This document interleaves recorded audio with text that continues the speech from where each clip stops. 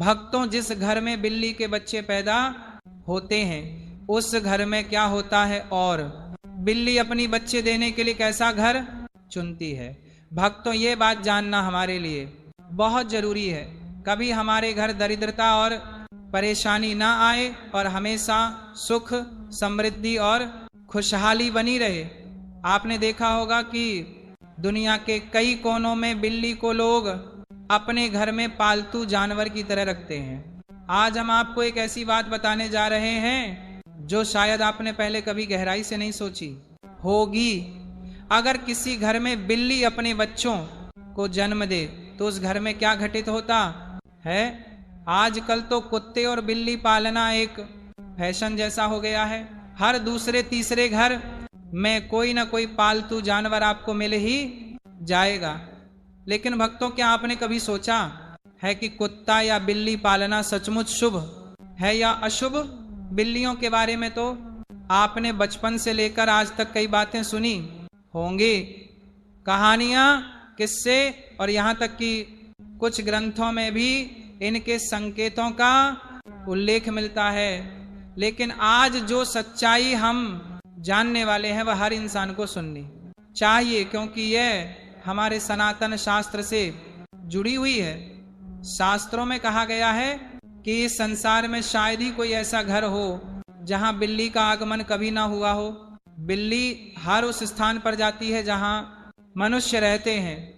लेकिन भक्तों, क्या आप ये जानते हैं कि अगर आपके घर में बार बार बिल्लियों का आना जाना लगा रहता है तो इसका क्या मतलब होता है? और अगर आपके आसपास बिल्लियां लगातार रोती रहती हैं तो ये किस बात का संकेत है? सोचिए, अगर बिल्ली आपके घर में आकर अपने बच्चों को जन्म देती है तो इसके पीछे कौन सा अद्भुत संदेश छुपा है। और अगर आप किसी शुभ काम के लिए निकल रहे हो और तभी कोई बिल्ली आपका रास्ता काट दे तो इसका क्या अर्थ निकाला जाता है? भक्तों, आज हम इन रहस्यों के पर्दे उठाएंगे ताकि आपको बिल्लियों के असली संकेतों की समझ हो सके, क्योंकि ये सिर्फ जानवर नहीं, कई बार आने वाले समय के संदेशवाहक भी होते हैं।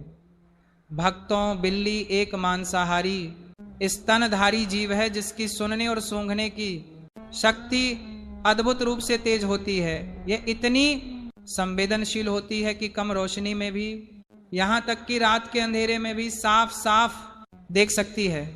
करीब 9000 साल से बिल्ली इंसानों की साथी बनी हुई है। भक्तों, देखिए, जानवर तो पूरे संसार में अनगिनत हैं, पर बिल्ली जैसा रहस्यमय जीव कहीं और नहीं मिलता।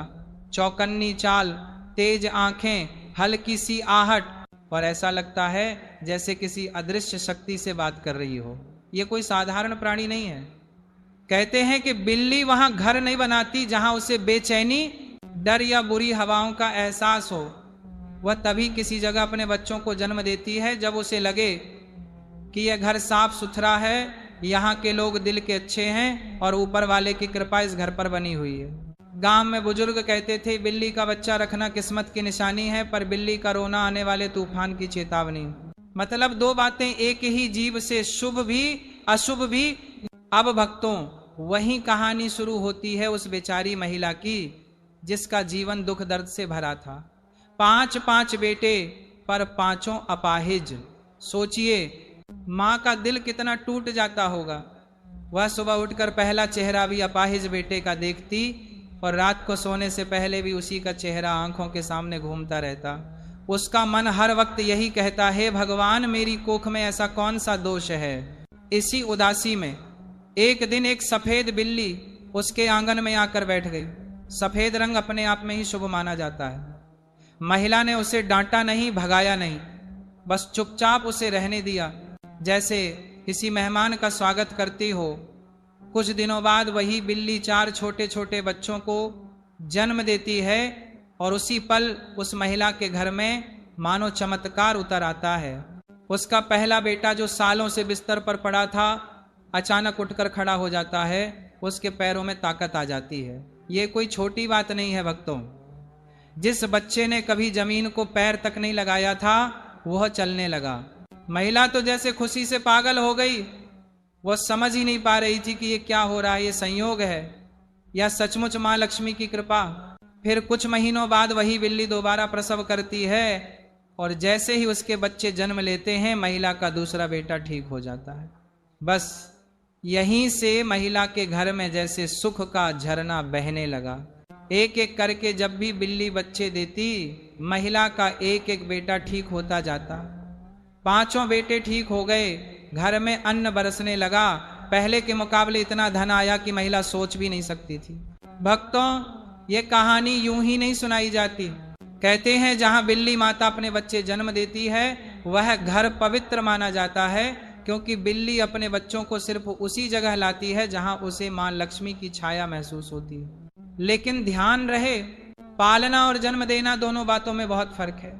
शास्त्र कहते हैं बिल्ली का आना रहना और रोना अशुभ हो सकता है, पर बिल्ली का बच्चे देना अत्यंत शुभ माना जाता है, क्योंकि वह अपनी इच्छा से जगह चुनती है और वह जगह साधारण नहीं होती।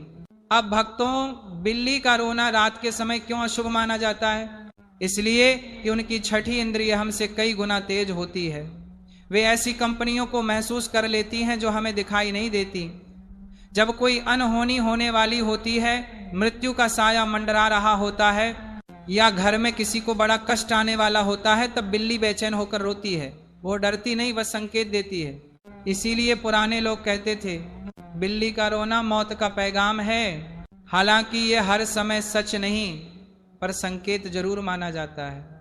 अब रास्ता काटने की बात, काली बिल्ली का बाएं से दाएं जाना ही अशुभ माना गया है, वरना बाकी स्थितियां सामान्य हैं। लेकिन गांवों में डर इसलिए बैठा क्योंकि पुराने जमाने में अंधेरे रास्तों पर लोग लैंप लेकर चलते थे और काली बिल्ली के अचानक सामने आने से वे डर जाते थे, ठोकर खाकर गिर जाते थे, दुर्घटनाएं हो जाती थी। उसी को लोग अशुभ मान बैठे। लेकिन भक्तों, बिल्ली सिर्फ बुरी नहीं होती, वह प्रेम भी देती है, अपनापन भी देती है। जब आप घर आते हो तो उसका पैरों में लिपटना, आपके इर्द गिर्द घूमना, आपकी ओर देखकर म्याऊं कहना, यह उसकी भाषा में प्यार है। वह कहती है मैं तुम्हारे लौटने का इंतजार कर रही थी। वह घर में घूमकर निगरानी रखती है, किसी अजनबी की आहट को पहले पहचानती है।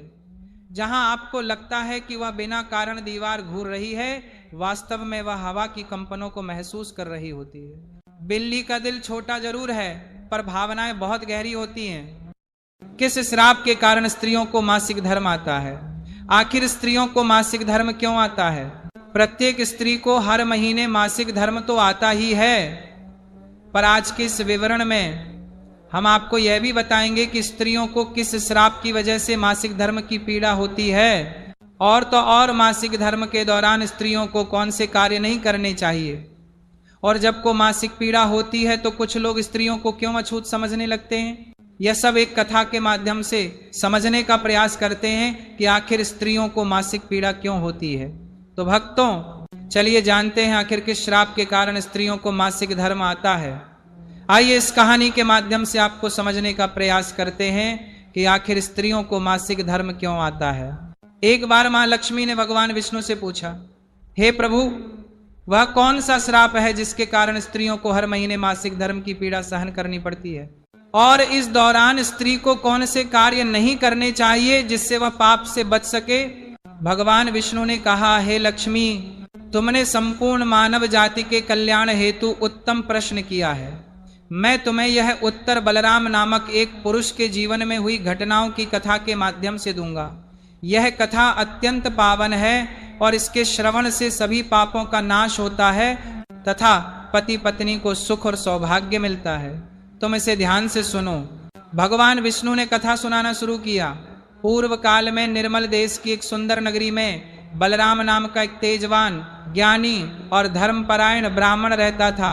उसकी पत्नी गायत्री भी अत्यंत पतिव्रता थी।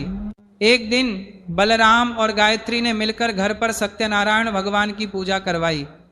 उन्होंने सभी ब्राह्मणों, जान पहचान वालों और भूखे प्यासे लोगों को बड़े आदर सत्कार से भोजन कराया और वस्त्र दक्षिणा देकर विदा किया। जब पूजा पाठ और भोजन कराने का काम निपट गया और बलराम घर के दरवाजे पर गए तो उन्होंने वहां एक कुत्ता और एक सुअरनी को आपस में बात करते देखा। ये दोनों कोई और नहीं बल्कि उनके पिछले जन्म के माता पिता थे। जिन्हें बुरे कर्मों के कारण पशु योनि मिली थी। कुत्ते ने स्वरी से कहा, अरे आज अजीब घटना हुई। मेरे बेटे के घर ब्राह्मणों के लिए रखे दूध के बर्तन में एक जहरीले सांप ने जहर उगल दिया था। अगर यह दूध भोजन में बनता तो सब मर जाते, इसलिए मैंने वह सारा दूध पी लिया। लेकिन जब मेरी बहू गायत्री ने मुझे दूध पीते देखा तो उसने मुझे डंडों से इतना पीटा कि मेरा शरीर टूट गया। अब मुझे बहुत दर्द हो रहा है। कुत्ते की ये बात सुनकर स्वरी भी दुखी हुई और बोली, हे स्वामी, अब मैं तुम्हें अपना दुख बताती हूँ। पिछले जन्म में मैं इस ब्राह्मण की माँ थी। इसने आज इतने लोगों को खाना खिलाया, लेकिन मेरे सामने घास का एक तिनका तक नहीं डाला और न ही मुझे पानी पिलाया। यह सुनकर बलराम का दिल फट गया। उन्हें रात भर नींद नहीं आई। वह सोचने लगे कि मैंने तो कभी कोई पाप नहीं किया, फिर भी मेरे माता पिता को इतना कष्ट क्यों झेलना पड़ रहा है। अपने माता पिता की मुक्ति का उपाय जानने के लिए वह सुबह होते ही मुनि वशिष्ठ के आश्रम पहुंचे। मुनि वशिष्ठ ने बलराम को देखा और उनका दुहक पूछा। बलराम ने हाथ जोड़कर उन्हें पूरी घटना सुनाई और अपने माता पिता की दुर्दशा का कारण पूछा। वशिष्ठ जी ने अपनी दिव्य दृष्टि से सब कुछ देखा और बोले, हे ब्राह्मण, तुम्हारे माता पिता ने पिछले जन्म में बहुत बड़ा पाप किया है। उसी पाप के कर्मों के कारण आज उनकी यह हालत हुई है। बलराम के पूछने पर वशिष्ठ जी ने बताया, ये जो कुत्ता है, जो तुम्हारा पिता है, इसने एकादशी का व्रत भंग किया और दान धर्म नहीं किया। लेकिन सबसे बड़ा पाप यह किया कि इसने मासिक धर्म के दौरान ही तुम्हारी मां के साथ संबंध बनाया था। बेटा, इसी बड़े पाप के कारण तुम्हारे पिताजी को इस जन्म में कुत्ते का जन्म मिला है। वशिष्ठ जी ने आगे कहा, तुम्हारी माता ने मासिक धर्म में होते हुए भी भोजन बनाया, भगवान की पूजा पाठ की, तुलसी को जल चढ़ाया और भोग भी लगाया। इसी कारण से उसे महापाप लगा है। वशिष्ठ मुनि ने बलराम को समझाया, मासिक धर्म के दौरान स्त्री 3 से 5 दिनों के लिए शुद्ध हो जाती है। इस समय स्त्री को पूजा पाठ सत्संग नहीं करना चाहिए, उसे बाल सर भी नहीं धोने चाहिए, क्योंकि इससे उसके पति की उम्र कम होती है। पेड़ पौधों को छूना भी नहीं चाहिए और सबसे जरूरी, मासिक धर्म में स्त्री के साथ संबंध नहीं बनाना चाहिए। जो पुरुष मासिक धर्म में स्त्री के साथ संबंध बनाता है उसे ब्रह्म हत्या का पाप लगता है। मासिक धर्म के दौरान स्त्री के शरीर में 3 से 5 दिनों तक ब्रह्म हत्या का पाप निवास करता है और 6वें दिन ही वह स्नान करके पवित्र होती है। इसलिए इसी पाप के कारण तुम्हारे पिता को कुत्ता और तुम्हारी माता को स्वरी का जन्म मिला है। वशिष्ठ जी ने बलराम को अमावस्या के दिन सच्चे मन से श्राद्ध, तर्पण, दान धर्म और गौ सेवा करने का उपाय बताया। बलराम ने गुरु के कहे अनुसार ही किया, जिससे उनके माता पिता को पशु योनि से मुक्ति मिली। इतना कहकर भगवान विष्णु ने देवी लक्ष्मी से कहा, हे देवी, अब मैं तुम्हें बताता हूं कि किस श्राप के कारण हर स्त्री जाति को मासिक धर्म की कठोर पीड़ा को सहना पड़ता है। भगवान विष्णु ने आगे की कथा सुनाई। ये बात पुराने समय की है, जब काल के राक्षस समूह ने वृत्रासुर के साथ मिलकर स्वर्ग लोक पर हमला बोल दिया था। देवताओं को हराने के लिए देवराज इंद्र ने महर्षि दधीच की हड्डियों से बने वज्र का इस्तेमाल किया और वृत्रासुर को मार डाला। वृत्रासुर के शरीर में पहले से ही ब्रह्म हत्या का पाप वास करता था। वृत्रासुर के मरते ही वह ब्रह्म हत्या उसके शरीर से बाहर निकली और सीधे देवराज इंद्र के शरीर में घुस गई। इंद्र घबरा गए और ब्रह्मा जी के पास गए। ब्रह्मा जी ने उस ब्रह्म हत्या को इंद्र के शरीर से बाहर निकलने का आदेश दिया। ब्रह्म हत्या ने ब्रह्मा जी से रहने के लिए उचित जगह मांगी। तब ब्रह्मा जी ने उस ब्रह्म हत्या के 4 टुकड़े कर दिए और उन्हें 4 अलग अलग जगहों पर स्थापित किया। पहला भाग अग्नि आग के अंदर, दूसरा भाग जल पानी के अंदर, तीसरा भाग पेड़ पौधों और वृक्षों के अंदर, चौथा भाग स्वर्ग की सुंदर अप्सराओं को मिला जिसे उन्होंने स्वीकार किया। ब्रह्मा जी ने अप्सराओं को वरदान दिया, जो भी पुरुष मासिक धर्म में स्त्री के साथ संबंध बनाएगा, यह ब्रह्म हत्या उसके अंदर घुस जाएगी और स्त्री मुक्त हो जाएगी। भगवान विष्णु ने देवी लक्ष्मी से कहा, हे देवी, उसी ब्रह्म हत्या के चौथे भाग के कारण हर महीने स्त्रियों को मासिक धर्म आता है। मासिक धर्म के दौरान पुरुष का स्त्री को छूना या संबंध बनाना वर्जित किया गया है, क्योंकि ऐसा माना जाता है कि उस समय उसके शरीर में ब्रह्म हत्या का पाप निवास करता है। तब माता लक्ष्मी ने वचन दिया, जो भी स्त्री मासिक धर्म के दौरान पूजा पाठ करेगी या 12 दिनों के अंदर ही अपने पति के साथ संबंध रखेगी, मैं उसके घर में प्रवेश नहीं करूंगी। इस प्रकार पौराणिक कथाओं में मासिक धर्म के दौरान किसी भी स्त्री को छूने या धार्मिक कार्य करने से मना किया गया है। भक्तों, इस वीडियो को जरूर शेयर करें। हाथ जोड़कर आपसे निवेदन है, चैनल को